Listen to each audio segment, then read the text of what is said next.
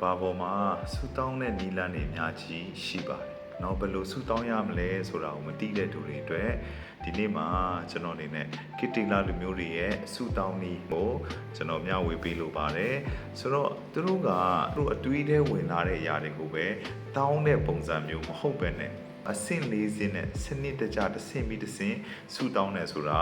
တွေ့ရပါတယ်။နော်ပထမအဆင့်အနေနဲ့ဘုရားရဲ့ကြီးမြတ်ခြင်းတွေကိုဝန်ခံခြင်းနဲ့ဆူတောင်းကြတာဖြစ်တယ်။ကြီးမြတ်ဆုံးတော်ဘုရားထောက်ပံ့ပေးတော်ဘုရားယေဟောဝါရာဖာ omnipotent omnipresent ဆိုတာမျိုးပေါ့နော်။ဘုရားရဲ့နာမတွေကိုဘုရားရဲ့ကြီးမြတ်ခြင်းတွေကိုဝန်ခံခြင်းနဲ့ဆူတောင်းတယ်။ဒုတိယအဆင့်မှာအပြစ်တွေကိုဝင်ချခြင်းနဲ့ဆူတောင်းကြတာပဲဖြစ်တယ်။ဒါကသူတို့ရဲ့နှိမ်ချခြင်းနဲ့ဘုရားစီတိုးဝင်ခြင်းကို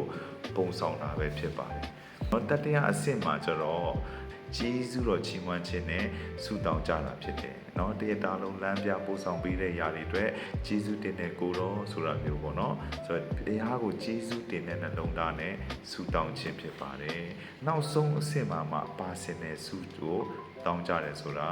တွေ့ရတာပဲဖြစ်ပါတယ်။နော်ကျွန်တော်တို့အတွေ့အကြုံဝင်လာတာတွေအကုန်လုံးရှောက်တောင်းတာမျိုးမဟုတ်ဘဲနဲ့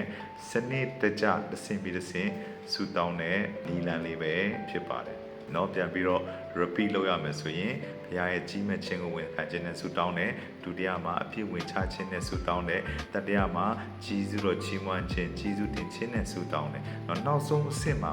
ကိုယ့်ရဲ့ပါစင်တွေကိုဆုတောင်းကြတယ်ဆိုတော့နီလန်းလေးပဲဖြစ်ပါတယ်ဆိုတော့ဒီဟာအဖြစ်ဘယ်လိုဆုတောင်းရမလဲဆိုတာမသိတဲ့သူတွေအတွက်အထောက်အကူဖြစ်လိမ့်မယ်လို့ကျွန်တော်အနေနဲ့ယုံကြည်ပါတယ်နောက်ထိုနီလန်းကိုအသုံးပြုပြီးတော့ဒီနေ့ကျွန်တော်ခရိယန်တက်တာတွေဆုတောင်းခြင်းတွေထဲမှာအားရှိပြီးတော့ဆုတောင်းသူရဲ့ကောင်းကြီးတွေများစွာပေါ်ထွက်လာပါစေ။စီတိုင်းပေါ်မှာဖျားဖြစ်ကောင်းကြီးပေးပါစေ။